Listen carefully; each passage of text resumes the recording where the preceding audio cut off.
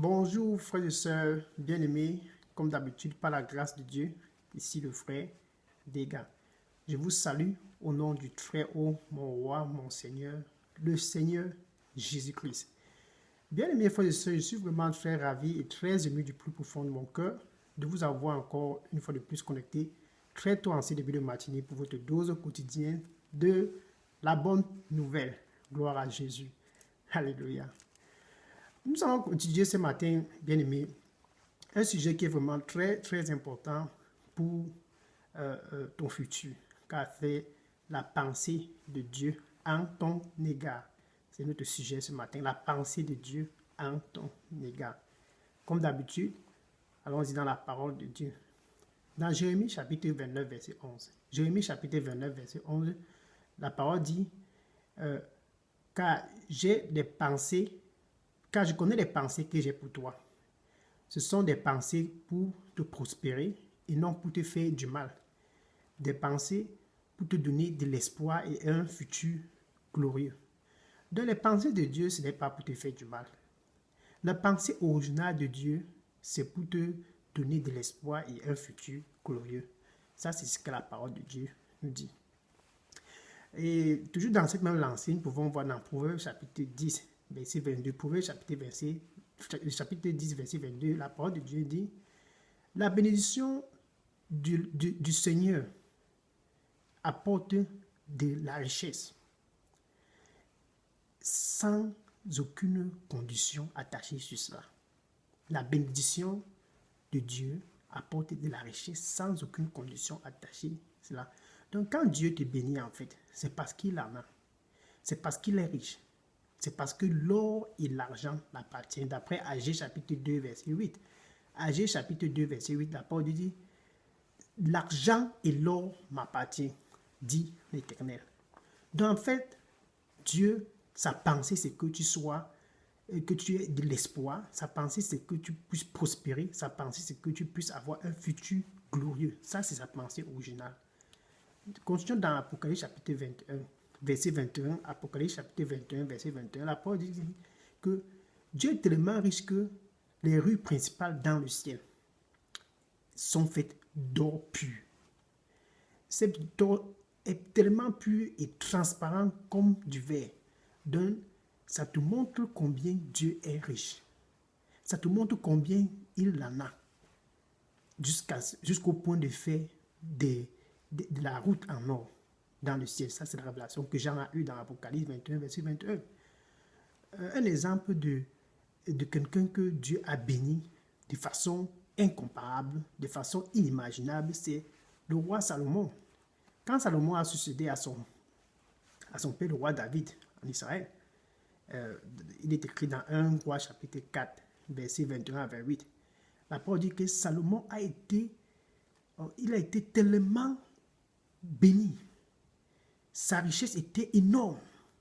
Sa richesse était immense, incomparable avec qui que ce soit. Jusqu'aujourd'hui, sa richesse n'a point d'égalité. C'est comme ça que Dieu bénit effectivement. Donc tu comprends que la bénédiction pure, la bénédiction naturelle, la bénédiction sans condition, c'est Dieu qui a cela. Il te donne parce qu'il en a. Il te donne sans condition parce qu'il t'aime. Dans 3 Jean chapitre 1 verset 2, 3 Jean chapitre 1 verset 2, il dit, bien-aimé, je souhaite que tu puisses prospérer et être en bonne santé comme ton âme aussi prospère. Donc, quand Dieu te fait prospérer, il souhaite, frères et sœurs, que tu sois en bonne santé. Il souhaite que tu puisses avoir une santé résonnante pour pouvoir avancer dans ce futur glorieux qu'il a pour toi. Donc tu vas comprendre que pour être dans le plan de Dieu, tu dois avoir une relation avec lui, afin que cette prospérité puisse venir vers toi. Tu dois avoir une relation. Quand tu es déconnecté de lui, ce n'est pas possible de pouvoir prospérer dans ce sens-là. Prenons un petit exemple dans 1 Chronique chapitre 4 verset 9 à 10. 1 Chronique chapitre 4 verset 9 à 10. C'est l'exemple de Jabez. Jabez venait d'une famille vraiment, vraiment, comment on peut dire, qui sortait dans l'obscurité. Une famille pauvre. L'ennemi a englouti la famille dans l'obscurité totale. Personne ne pouvait émerger dans la famille. Est-ce que ça ressemble à ta famille? Jabez s'est agenouillé et il a crié à Dieu après avoir analysé sa famille, après avoir demandé à Dieu de lui révéler le secret de sa famille. Pourquoi la pauvreté règne en maître absolu dans sa famille. Je te pose la question ce matin, bien-aimé, pourquoi la pauvreté aussi règne en maître absolu dans ta famille? Pourquoi la maladie règne en maître absolu dans ta famille? Pose tes genoux par terre comme Jabez et crie. Jabez a crié à Dieu. Il était violent dans ses cris, violent dans sa prière, violent dans ses demandes. Et il a bougé la main de Dieu. La parole de Dieu l'a béni. Il a dit que Dieu puisse se souvenir de lui et Dieu s'est souvenu de lui. Bien-aimé, toi qui m'écoutes ce matin, peut-être tu sors d'une famille comme celle de Jabez, couvert du noir. Personne ne peut prospérer. Mets tes genoux par terre et prie pour restaurer ta relation avec Dieu. Et cette relation avec Dieu est restaurée seulement en Jésus-Christ. Car il est écrit dans Jean chapitre 3, verset 16, Jean chapitre 3, verset 16, car Dieu a tant aimé le monde qu'il a donné son Fils unique, Jésus, afin que quiconque que ce soit croit en Jésus puisse avoir la vie éternelle. Donc, la seule personne qui puisse te reconnecter et te réconcilier avec Dieu, afin que tu puisses entrer dans ce plan parfait pour la prospérité dans ta famille, prospérité dans ton travail, prospérité dans ta santé, prospérité dans tout ce qui tu es engagé, c'est Jésus-Christ. Il est le seul point de contact pour ta réconciliation. Dans Jean 3, verset 3, par exemple, il dit que tu dois être né de nouveau. Tu dois connaître la nouvelle naissance. Tu dois connaître la nouvelle naissance pour pouvoir entrer dans le royaume de Dieu. Car Jésus-Christ, lui, il est le chemin idéal pour sortir, pour que tu puisses sortir de cette malédiction. C'est Jésus-Christ le chemin. Pour que tu puisses expérimenter cette prospérité dont on parle, tu puisses entrer dans cette prospérité parfaite. C'est Jésus-Christ le chemin. Il est la vérité et il est la vie. Donc tu vas ouvrir ton cœur ce matin et accepter Jésus-Christ. Que ta vie puisse être cachée en Dieu avec Jésus-Christ pour pouvoir avoir cette prospérité. Une prospérité qui n'a point de condition. Les gens avec qui tu t'associes, qui te promettent prospérité, des biens de ce monde, avec des conditions, Dieu t'appelle ce matin, frères et sœurs, de sortir au milieu d'eux. 2 Corinthiens 6, verset 17. Sors au milieu de ces gens.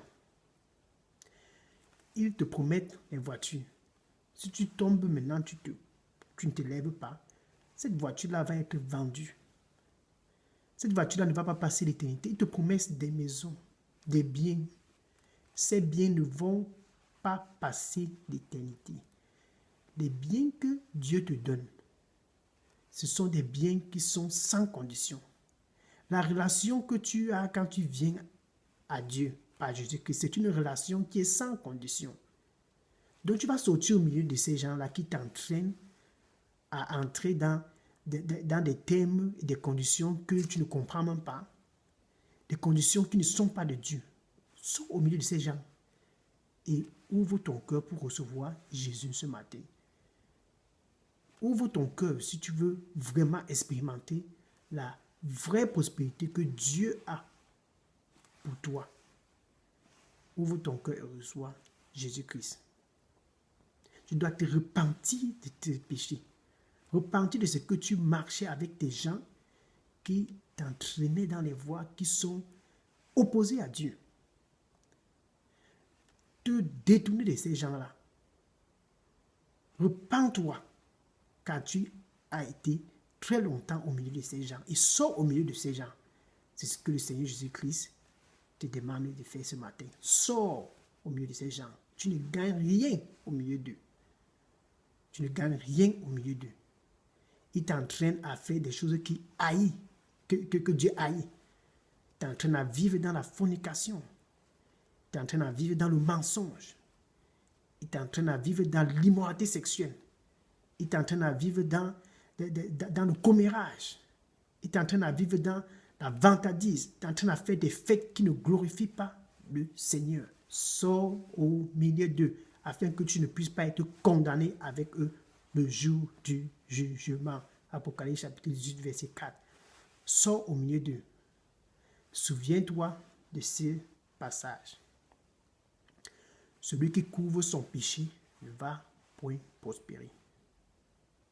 Mais celui qui confesse et se détourne de cela, se détourne de ses péchés et sort de ce groupe de pécheurs, sort de ce groupe de vantards, sort de ce groupe de gens qui ne glorifient en rien Dieu. Celui qui sort aura la miséricorde. La miséricorde de Jésus-Christ, comme tu m'écoutes, en ce moment, il est à l'entrée de ton cœur. Et il frappe, et il frappe. Apocalypse 3, verset 20. Est-ce que tu veux ouvrir ton cœur et l'accepter dans ta vie afin de pouvoir expérimenter la gloire de Dieu, la prospérité parfaite de Dieu, la santé résonnante pour toi, la restauration totale et complète dans ton travail, restauration totale et complète dans ta famille, restauration totale et complète même dans ta société. Ouvre ton cœur et reçois le Seigneur Jésus-Christ. Tu peux dire ceci avec moi. Merci Seigneur Jésus. Merci pour la vérité ce matin. Pardonne-moi de mes péchés. Nettoie-moi avec ton sang précieux. Accorde-moi la grâce de vivre selon tes voies.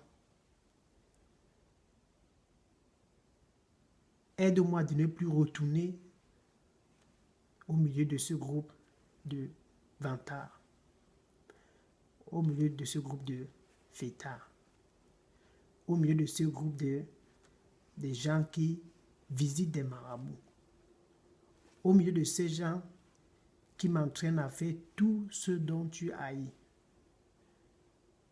Aide-moi à ne plus retourner. Aide-moi à marcher selon tes voies à partir d'aujourd'hui, afin que je puisse prospérer, afin que je puisse avoir une relation idéale avec Dieu, afin que je puisse avoir une santé parfaite, afin que je puisse passer l'éternité avec Dieu. Merci Seigneur, au nom de Jésus. Amen. Frères et sœurs bien-aimés, cette décision dont tu viens de prendre est une décision qui va affecter ta vie et ta génération, car Jésus-Christ est le même hier, aujourd'hui et pour toujours. Il t'aime. Et le ciel à présent est en train d'être en joie. Les anges sont en train de chanter et tout le ciel est en joie parce que tu as donné ta vie à Jésus-Christ. Maintenant, marche selon les voies de Dieu et que Jésus lui-même puisse te fortifier par la puissance du Saint-Esprit. Sois béni au nom de Jésus-Christ. Je t'aime avec l'amour de Dieu. Alléluia. Gloire à Dieu. Sois béni au nom de Jésus. Amen.